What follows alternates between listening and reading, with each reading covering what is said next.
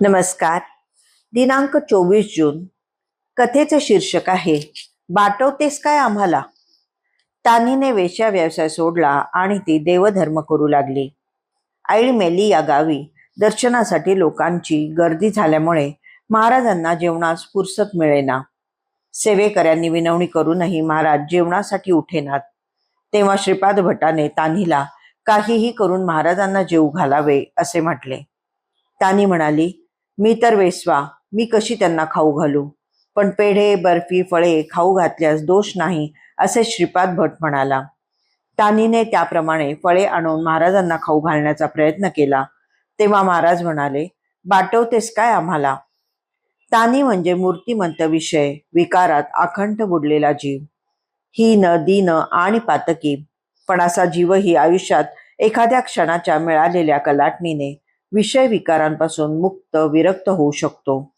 चित्तबुद्धीने शरणागती योग्यता त्या जीवास येतेच येते.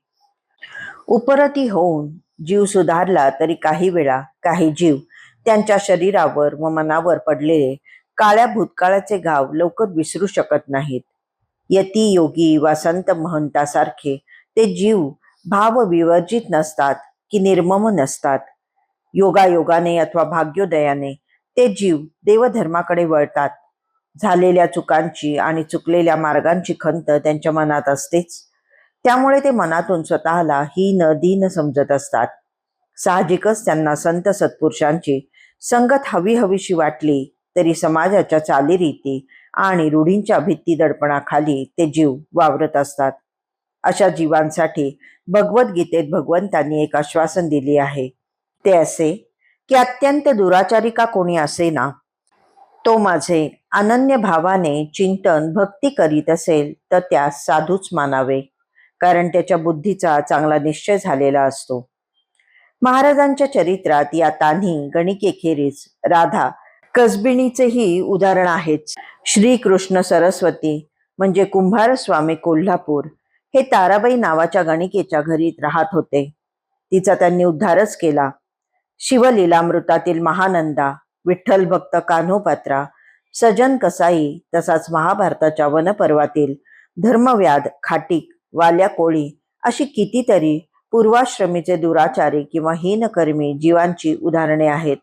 हे सारे बुद्धीच्या चांगल्या निश्चयाच्या जोरावर साधू संतच झाले. संत सत्पुरुष आणि अवतारी विभूती करुणामय असल्याने ते अशा दीनदलितांना विशेष आस्थेने वागवतात. त्यांच्या मनातील शंका, विकल्प, भीती, दडपण दूर करतात. तानी गणिकेचे हेच झाले.